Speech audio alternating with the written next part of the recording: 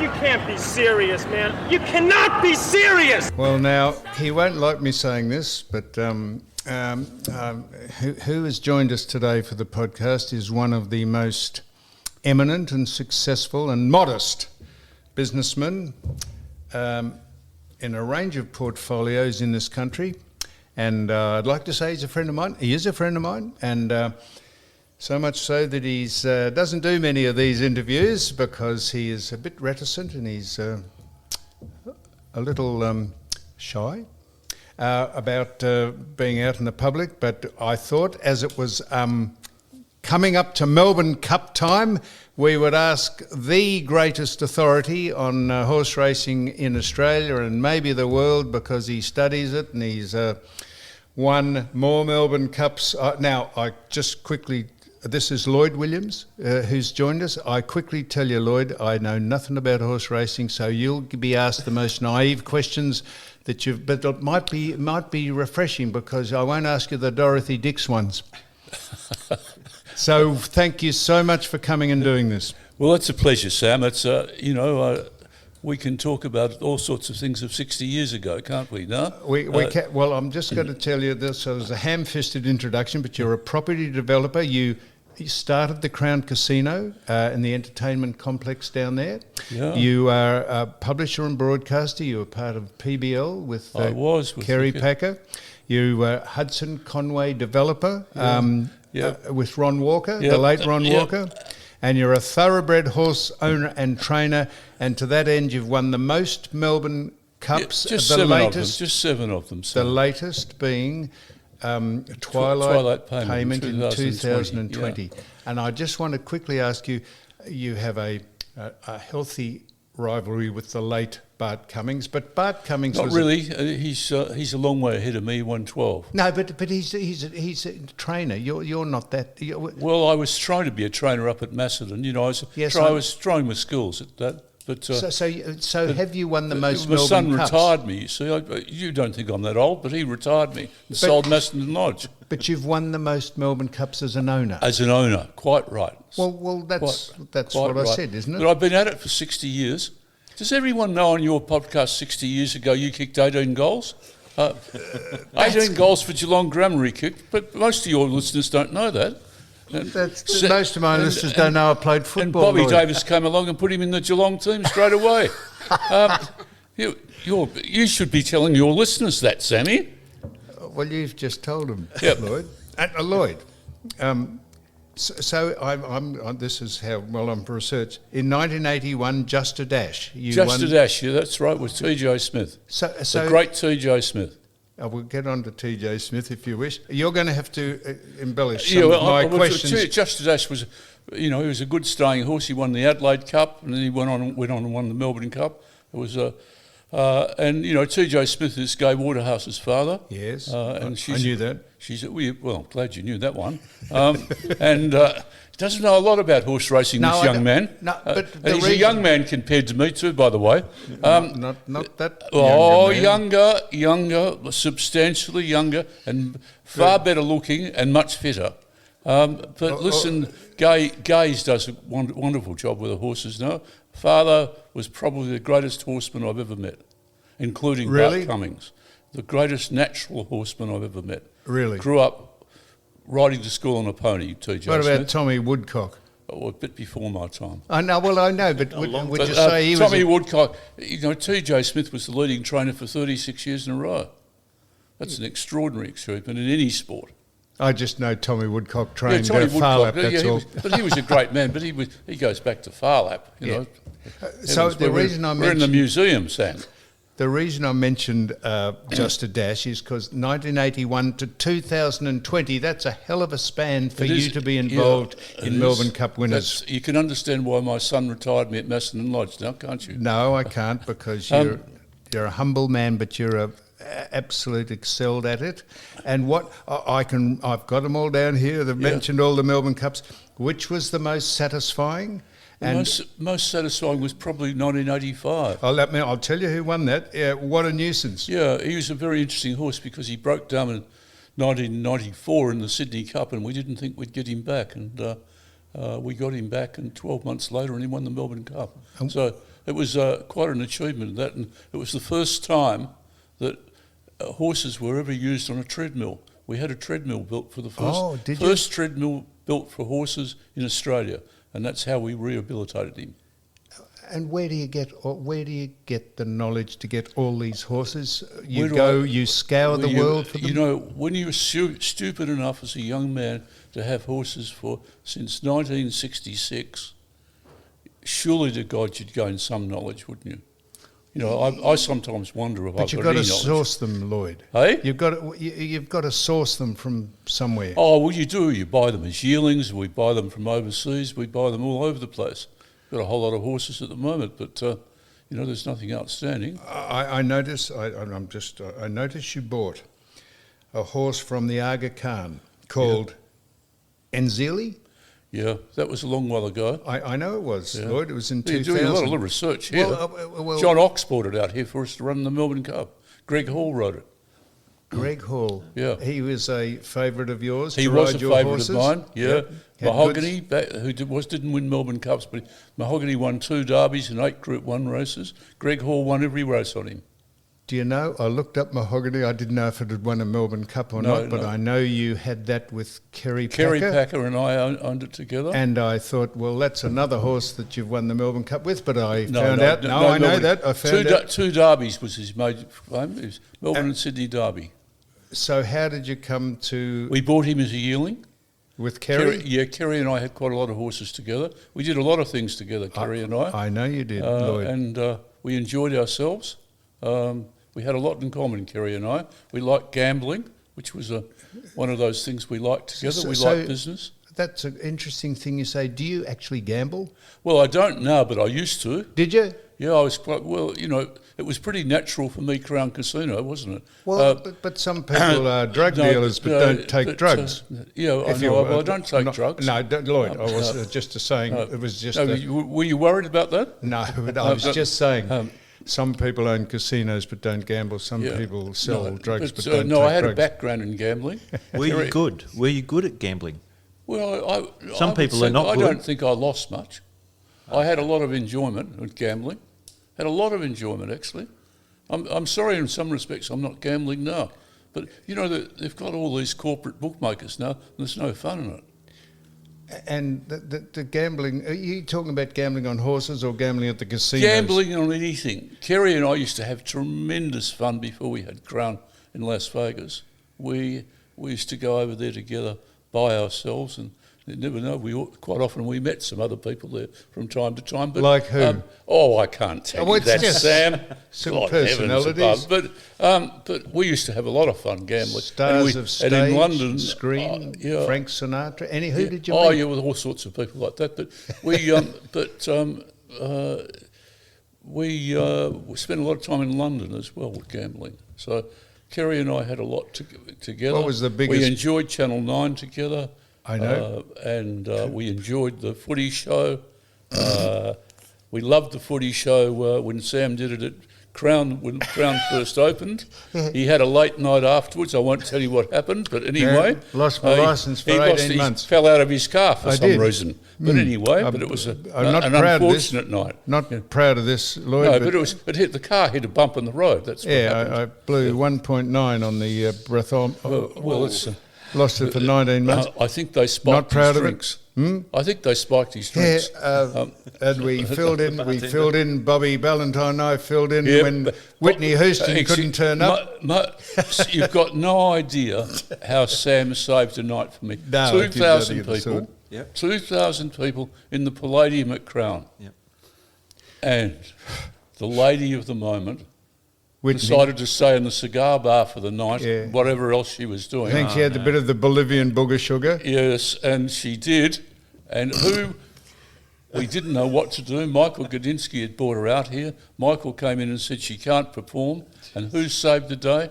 Sam went up there just exactly the same as Bobby Frank Valentine. Sinatra with Bobby Valentine. And the whole 2,000 people in the Palladium were absolutely delighted. That's saving the day. That's what a good friend does for you. Wow. Now, Lloyd. And as for his golf, So, you know that I want to tell you something. You know, you're interviewing me, but I want to interview you. But Thank you, Lloyd. listen, first time I saw Sam on a golf course, and I saw this tall, good-looking man standing there, and I saw him hit off the first tee, and I said to someone, "That's Nick Faldo." I said, "He just won the Masters." This will be good. And the swing, I've never seen a swing as good as it. And he was so fit and he looked so well. And I would think he looked better than Nick Faldo. So I don't know anyone in this podcast that knows what a great golfer he is. Quite often, I've played golf with him and he's had to have a lie down beside the green. But for some reasons, I won't tell you why, but outstanding golfer, and certainly nothing to choose between Sam Newman and Nick Faldo, I can tell you that. And they look exactly the same. I'm glad I've got you in to speak a bit about horse racing, Lloyd. I'd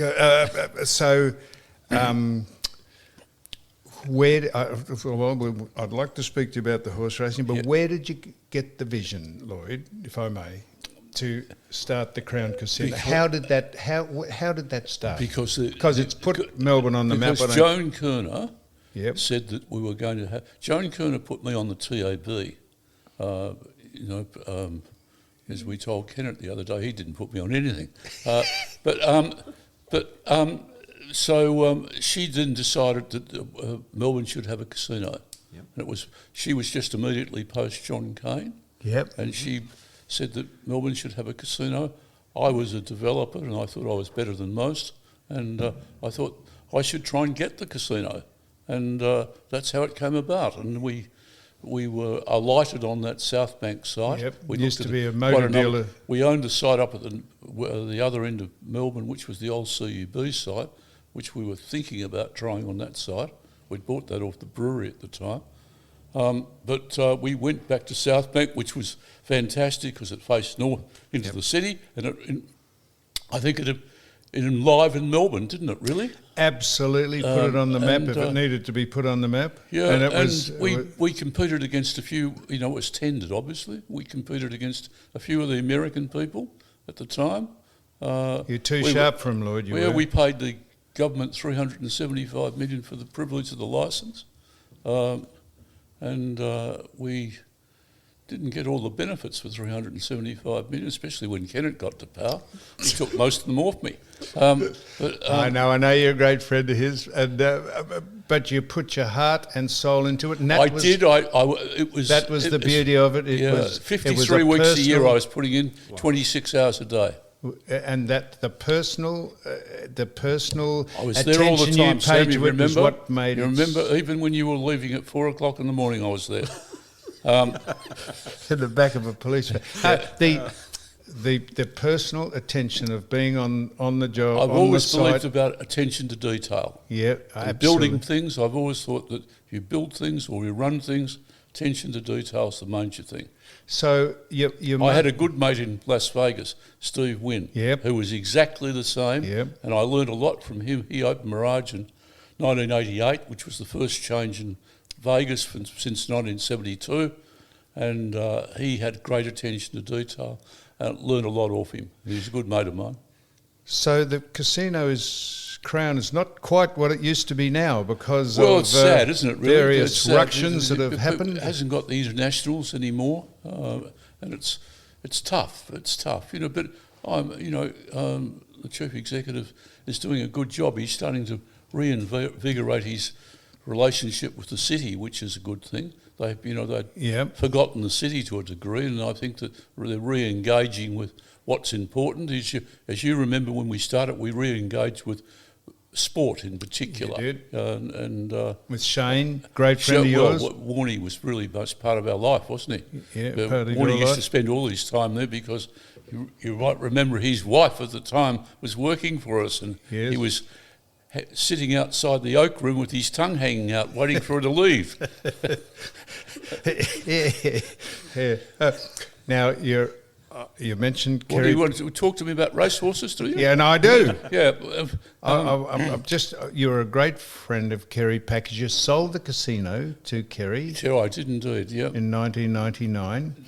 And you're 2001, really, it settled. But anyway, don't worry about your time. No, well, I'm only going off the... Yeah, don't worry. But anyway, that's okay. Just only a minor detail. So you said what is the biggest bet you and Kerry put on? You said you gambled in London and gambled in... Yeah. Just for the riffraff that are out there, Lloyd, what would you... We probably, you know... What's the most amount you've won on a bet? Probably 2 or 3 million, I suppose. Yeah, and probably. I don't know. But something like that. We've had some big wins. What, roulette or blackjack? No.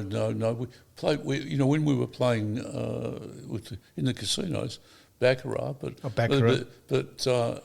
there was a period of time in our life in 1986 to about 1989, there was a bookmaker in Sydney who was called Bruce McHugh, who was allowing you to bet in millions. And it couldn't happen today. And you saw him off. He retired, yeah. Oh, goodness. But it was it was a great day. One of those days. Let me tell you, listeners, a good story. We had a horse called Major Drive, which actually went on to win the Sydney Cup, and which was in '87, I think it was. And the start before was the chairman's handicap, and Kerry and I've just forgotten now whether I was 30 cents in the dollar with Kerry's bets or 40 cents in the dollar, but one or the other. But we had 5 million on Major Drive in the chairman's handicap, and he won. And we went on 2 weeks later to the Sydney Cup, and I said to Kerry, "You'll win the Sydney Cup." He said, "No, he can't win the Sydney Cup, son." That's how I used to... Sam, you know how I used to talk. "Son, he can't win." He said, "My card's a certainty." So we went our separate ways. I had a little bit on Major Drive, our own horse. Kerry had 7 million on my card. What happened? What year? 1987. Oh, wow. And what happened? Major Drive got up in a photo and beat my card, and Kerry lost 7 million on it. You know what he did? He was betting. He had a bloke that used to put the bets on, a bloke called Pancho Rogan, who used to put the bets on then for him in Sydney. He got out with McHugh. This is when McHugh retired. He had 11 million to 4 million the last winter in Brisbane. Had no idea what it was about.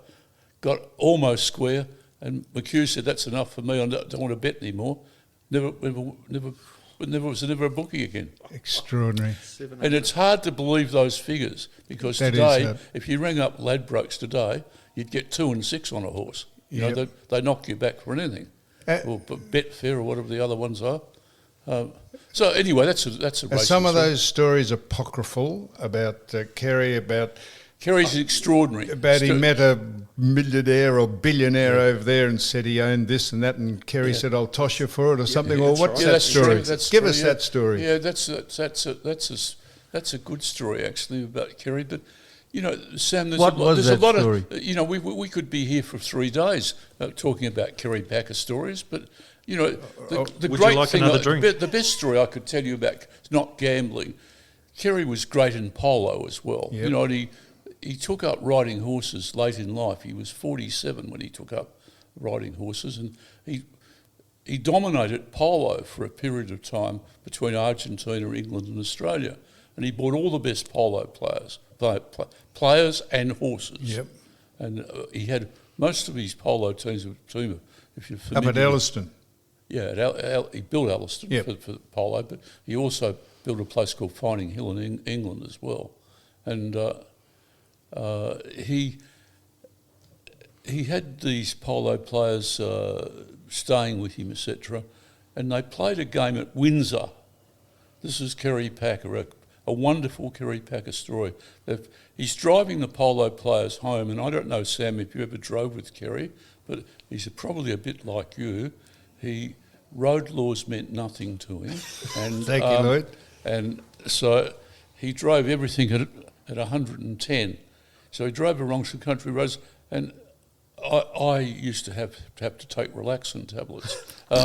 But he said to all the boys, he had the RG boys with him, we had one of those big cars.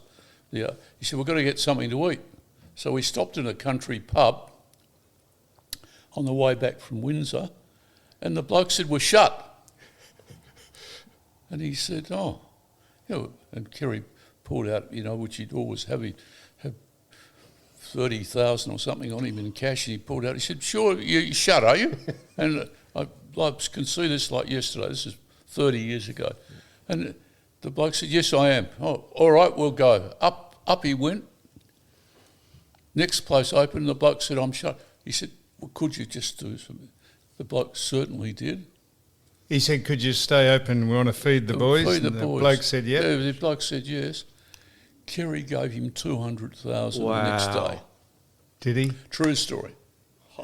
And I hope the bloke down the road got to know about it. He certainly insisted on telling the bloke down the road. Just incidentally, I haven't had a point off my licence for 15 years. Haven't you? Not 1 point. Not 1 point. Not one. I can That's- show you I- that document if you like. I could, Yeah, no. just in case the coppers are listening to this. And you're a non-drinker too now. Non-drinker, Yeah, yeah, and yeah. So that's a bit of a problem. So you told me a fascinating thing yesterday because we had lunch with Mr. Kennett and Mr. Maguire and Yeah. Mr. Rosenberg. Yes. The yearling sales in Britain, not bad for a man who's the son of a man who used to live in a cave. Yes. Tell us that. Yeah, it's interesting, isn't it? Yeah, Bin Laden, his son was the third largest yearling buyer at the Tattersall sales in England last week, which is an amazing story, really, when you think about it. But the Middle East is starting to race a lot of horses, so I imagine that's the reason why he's bought all these horses. But you don't expect someone like that to bob up, do you? Not for a man who used to ride a donkey and live in a cave, no. Thinking of English racing, you listeners, probably the best horse is going to be the best horse in the world raced at Newmarket in England on Saturday. He's a 2-year-old trained by Aidan O'Brien, who's the best trainer in the world, who's trained 400-odd Group 1 winners, and he's 53 years of age, so he's got a long way to go still. But a horse called Prince of Troy. Prince of Troy? Yeah, and he won at Newmarket. He's a 2-year-old.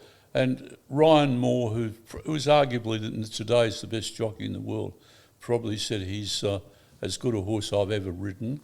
But very rarely do you have a bloke like Aidan O'Brien, an owner like Michael Tabor, who's been around for a long while, saying that this could be the best horse we've ever had.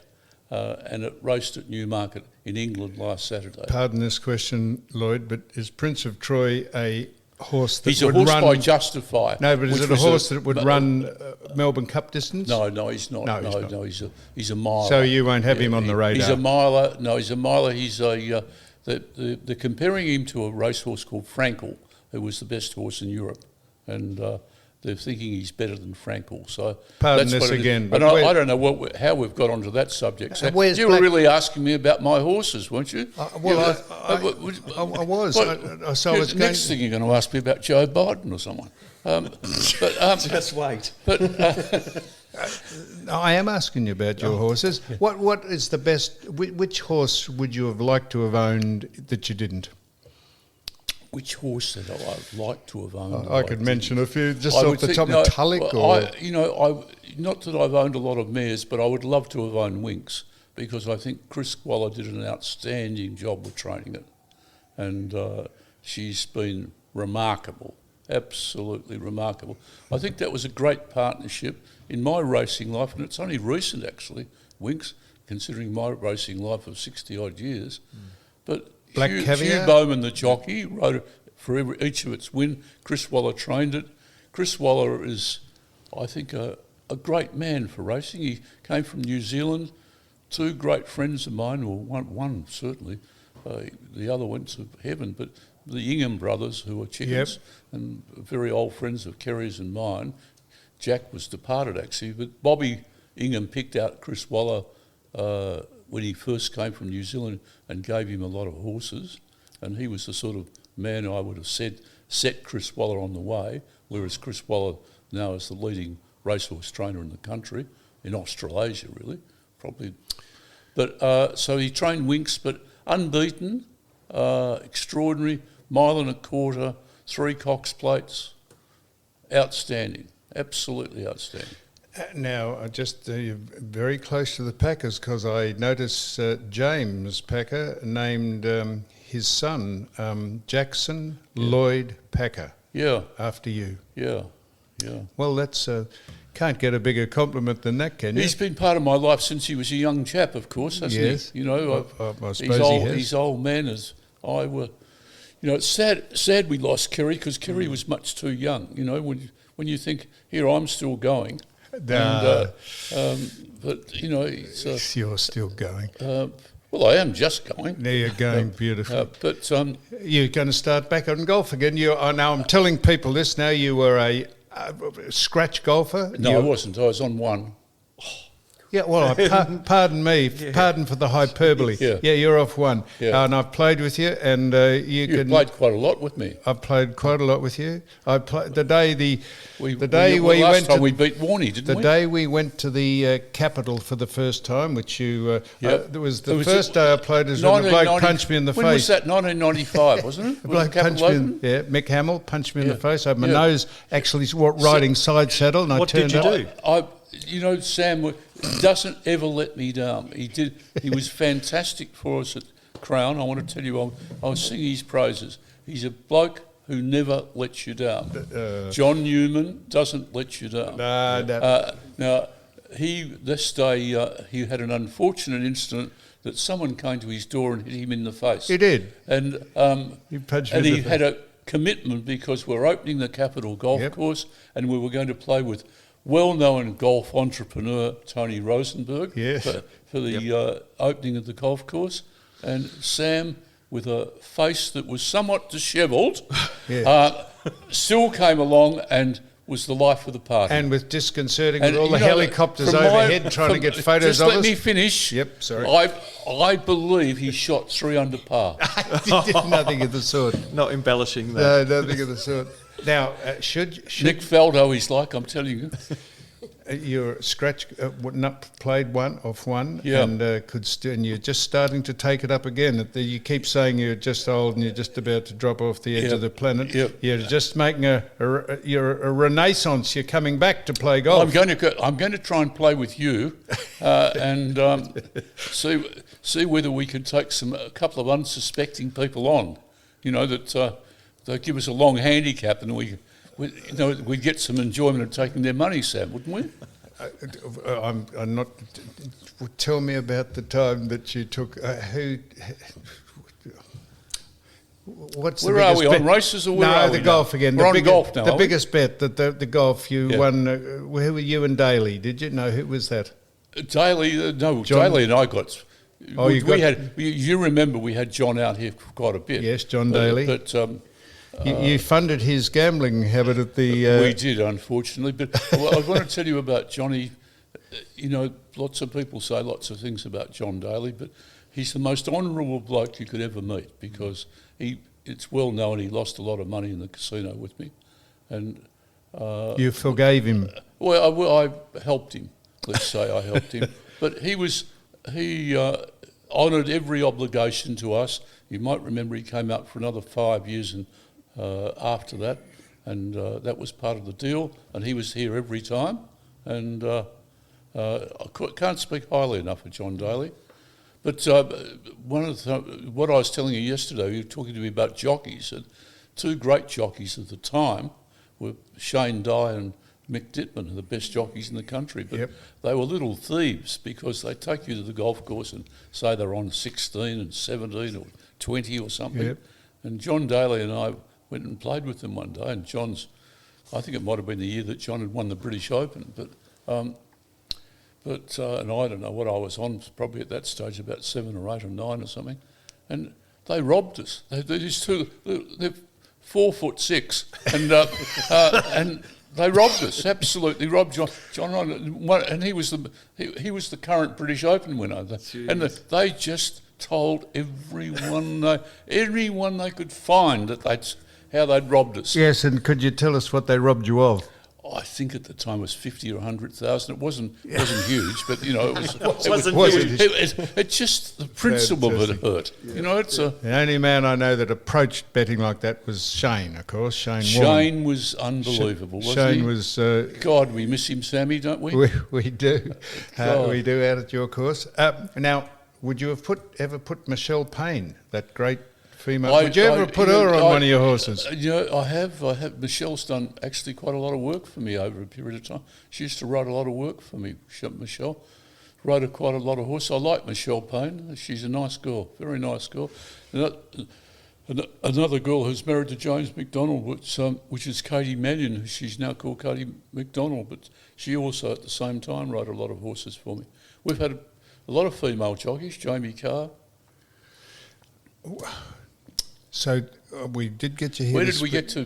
With the horses, we only got up to what I used to want. It's still in 1985. We've got to get up to 2020. You asked me to come in and talk about the horses. I know. I said seeing Melbourne Cup's coming, Melbourne Cup flavour. And where's Don anyway? Because I'm a Hawthorn supporter, as you know. Don's. I noticed when you sat down, you said, "I better not fiddle with the microphone." Yeah. Well, I haven't touched it. Don's on long service leave. Oh God, look. He's got those things. So, tell us about tell us about the Melbourne Cup coming up. Do you ever go to the races? Well, the last time I went when we won with Ella Mandan in 2016. Hang on, Ella Mandan, I got that here. That's the last time I went. No, Nick goes most of the time now, but I'm not mad about going. Ella Mandan, I was, I was on the board of racing at one stage in my career, so I've done enough of that. But Ella Mandan was actually I only went that day because Nick fell down the stairs at a party, I think, and he couldn't go. So that served him right, didn't it?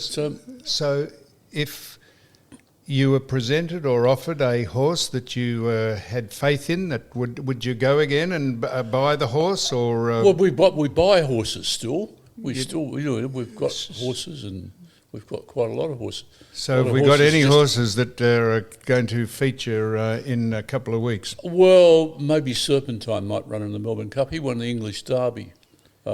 He's quite an interesting horse. Actually, Gazy's trading him for us now because we haven't got Macedon Lodge.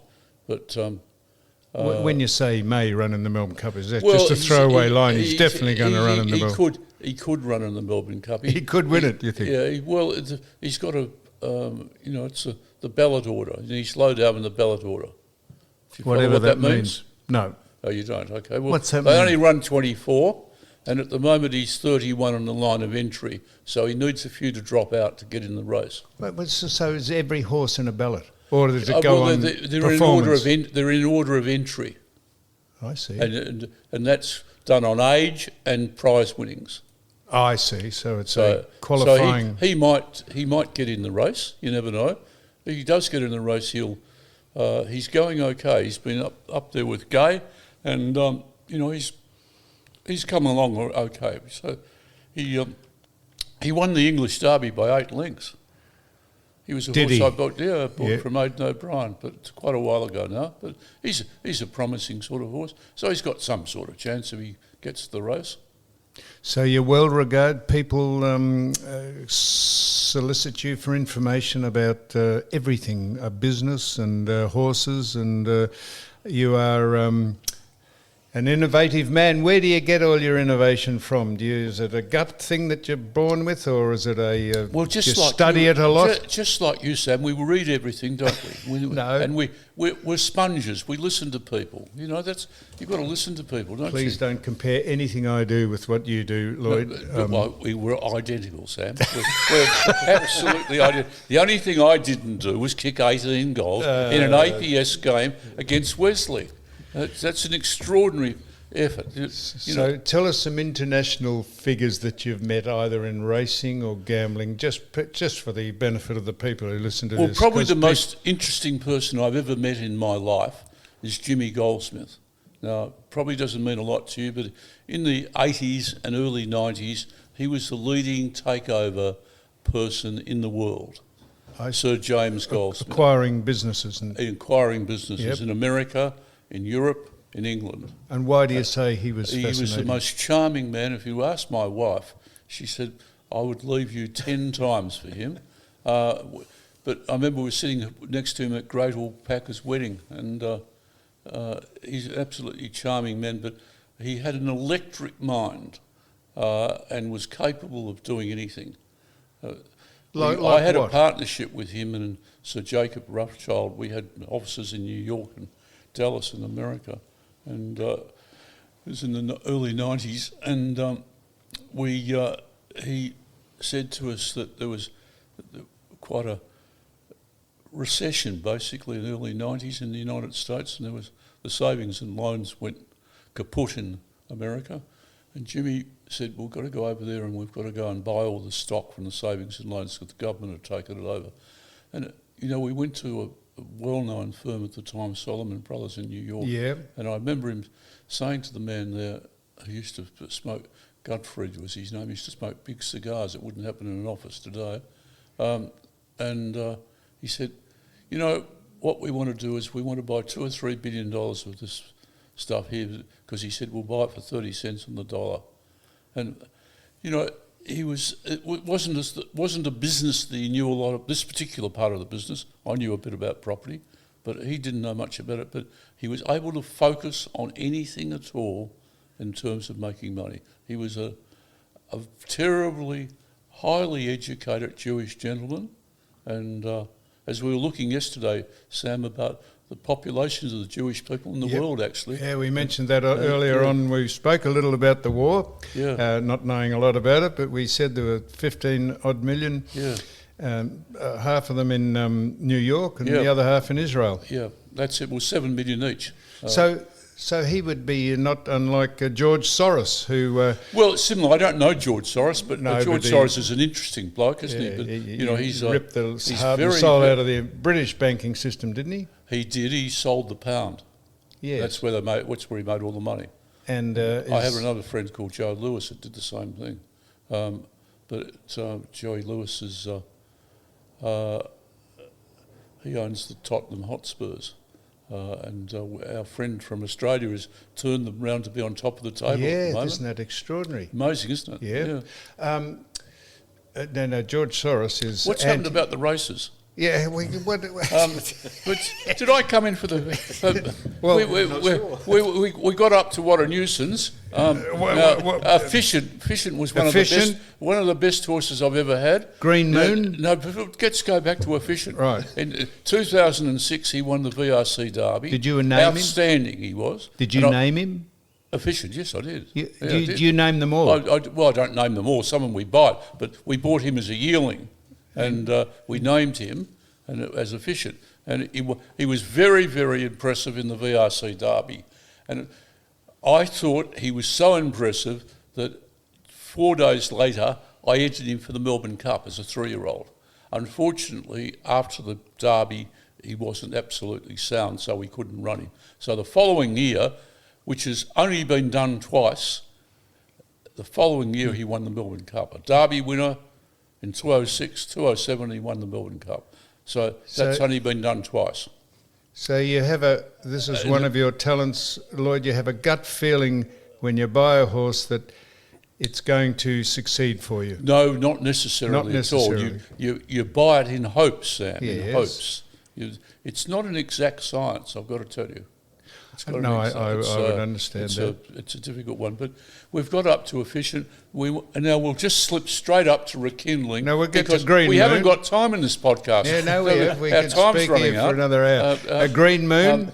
Green Moon, yes. Did you just name that? No, we didn't. We bought him in England, and we bought him as a 3-year-old and brought him out here. The first year we brought him out here, we took him to Newcastle and won the Newcastle Cup with him. Gave him a spell. And brought him back and won the Melbourne Cup the following year, and he developed into a pretty good horse. So what do you get for winning the Melbourne Cup? I should know this, but what's the prize money? Oh, it's about 5 million or something. Okay, and what's the biggest bet you've had on one of your winners? You don't do that? The gambling stopped, back a bit. It's well, when it was back a bit, probably one of the best wins I had was back at What a Nuisance or Just a Dash. But Just a Dash was pretty good because Tommy Smith won the Derby that year with a horse called Brewery Boy, and I'd had the double Brewery Boy into Just a Dash. That's 42 years ago. Yeah. What money would you have had 42 years ago? I reckon I won about 700,000 or 800,000 42 years ago. Is that right? Yeah. That's extraordinary. That day, I was quite happy about it, really. I'm certainly not going to mention what it says your net worth is, Lloyd, so don't worry about that. That is public knowledge if people want to look that up, but that would have set you off on a good start. Well, it was better. It was better that day. You know, Rekindling? Susie went out and bought a few dresses. Rekindling in Rekindling. He was a nice horse. 17. We bought him from Ireland. Joseph O'Brien, first chance. That's Aidan's son, Joseph O'Brien. Yeah. Aidan's the best in the world. Joseph was about 26 when he won the Melbourne Cup. The O'Briens have been great friends of mine in Ireland. I've got a very great friend over there called J.P. McManus, who set Aidan O'Brien up when he was 24 or 25, and he runs Ballydoyle now. Now, you don't know anything about that, Sam, absolutely lost, but the leading breeders in the world are Coolmore. Coolmore owned Ballydoyle. The trainer there is Aidan O'Brien, who is the best in the world. His son is Joseph O'Brien, who's won 2 Melbourne Cups and a Cox out here, and he's just turned 30. Do you know the beauty of me not knowing anything about... It's better, isn't it? I can tell you. Because I'm telling you. That's it. That's the beauty That's of... the only reason you asked me in, isn't it? No, I tell you what... A very disappointing thing happening today, you know.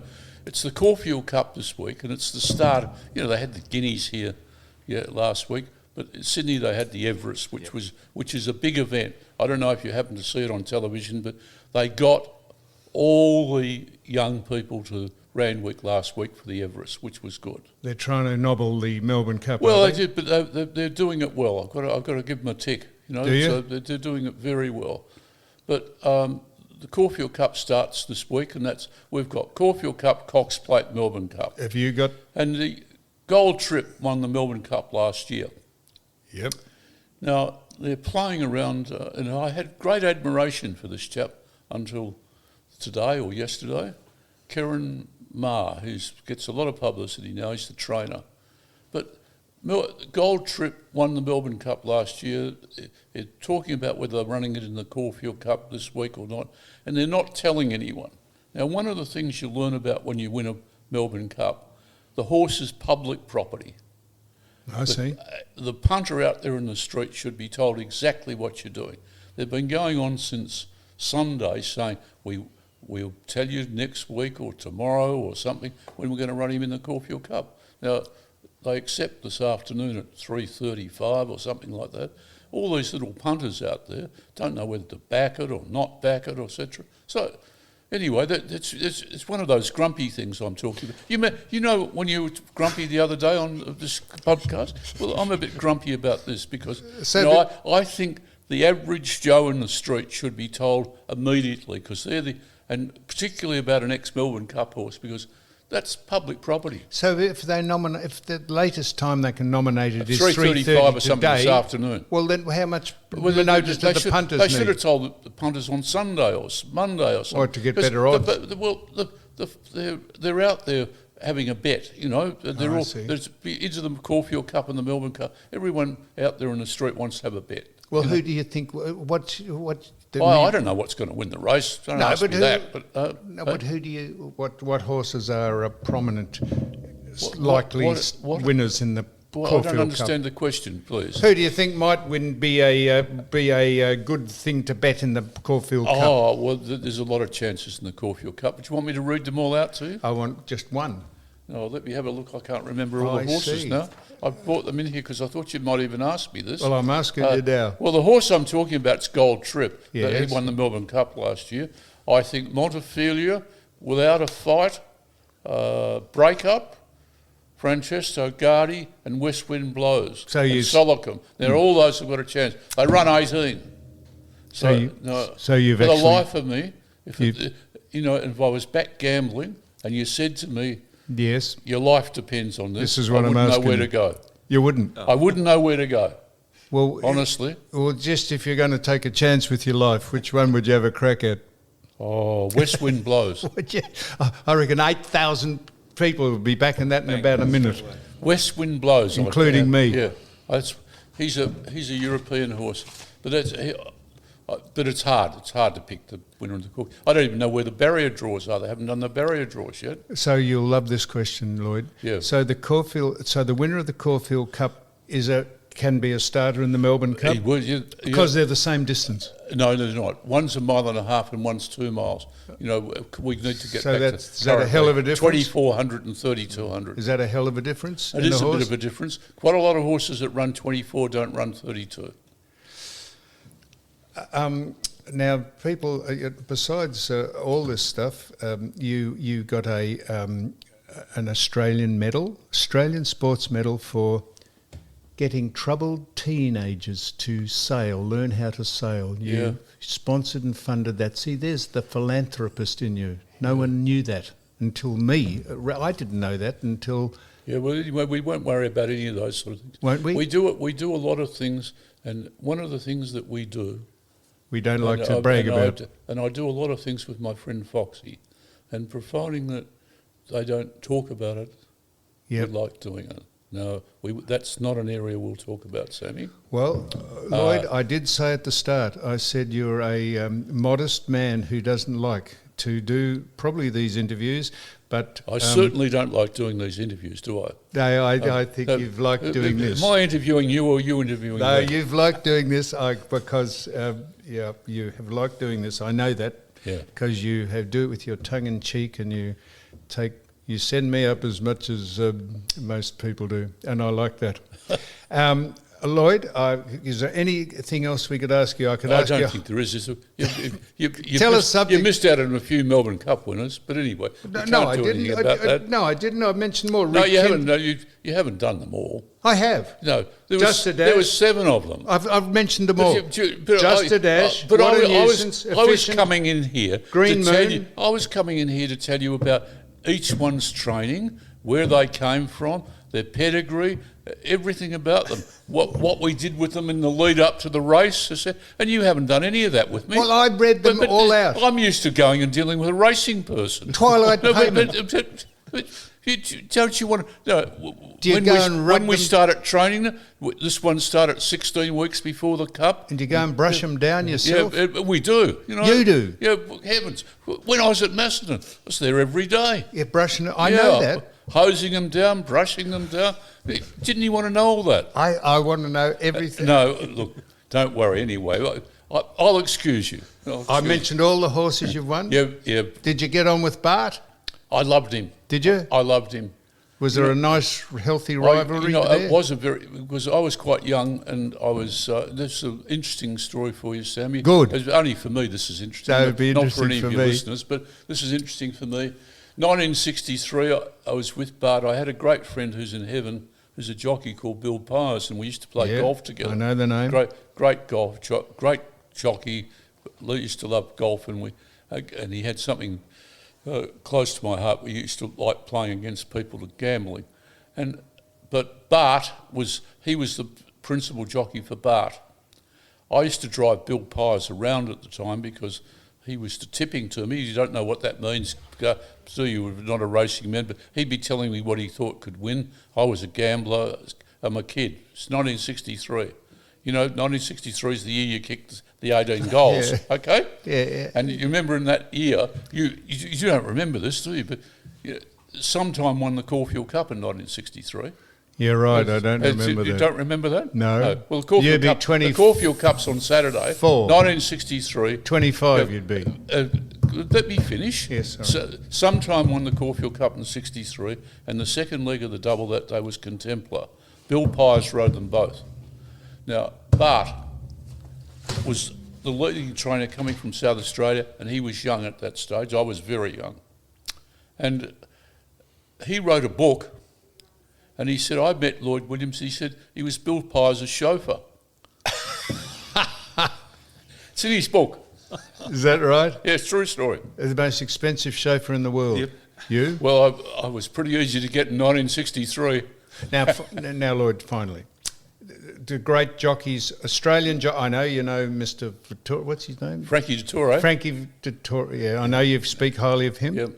He's a good, modest, sensible, good boy. Yep. Very self-effacing man. What about Australian jockeys? Roy, what are the great jockeys that you There's been a lot of respect? great jockeys in my time. Harry White, Roy Higgins, Damien Oliver. Oliver? Yeah. Mick Dittman, Shane Dyer, all great riders. And they never go overseas and do well over there for some reason, do they? Yeah, well, Shane did very well out of the In country. Hong Kong? Brent Thompson did very well out of the country. Rode four Not in America? No, not in America. Why? Because they ride differently. Europe. Brenty went to England. He was contracted to Brent Thompson, contracted to Robert Sangster in the 80s. But they ride differently, don't they? Stand up more in the Yeah, saddle? that's slightly different. There's no better jockeys, I just told you before, than Ryan Moore currently in the world. He's as good a jockey as anywhere in the world. And I told you the best horse in the world at the moment. Yes, Troy, I'll tell you. Troy? Yeah. And you just remember his pedigree. He's by a stallion called Justify. And you'll find that Justify will be the leading stallion in the world. So just remember that. All right, I've written it down. And I would think that after you and I start playing golf again, I'll get you into horses. Yeah. It's not too late. Well, I'm going to have a crack at West Wind on Saturday. Okay. And it's being ridden by Jamie Spencer, who's an English jockey. I see. Very good jockey, Jamie Spencer. Now, Lloyd Williams, you are an I really appreciate you coming in. I didn't quite catch that. Could you please say that again? That's Suri. I don't know why that came on. No, what was that? Good heavens. That was Susie calling us. Suri. That's Suri. You know, when you ask her the question, what happened then? That was Siri calling, wasn't Siri, it? Siri. Lloyd, I know you don't like doing this. I really appreciate you coming in. Thank you. I find it I could speak to you for hours about this. But you don't want to talk anymore, do you? I'd like to get in more personal things you've about had enough of me, more haven't personal things about your life and your gambling and the people you've known and all that. If you've got one final thing you could leave us with that we didn't know about of someone you've met, did you meet an entertainer or a nightclub owner or something, or another story about Kerry, or do you want to just stop? No, I think we'll call it a day. All right. Yeah. Well, Lloyd, I really appreciate it for joining us on You Cannot Be Serious. You are a great man. Thanks very much, Sam, for having me. I've enjoyed being here. And can I come next week? You can come every week. Okay. Thank you so much, Lloyd Williams.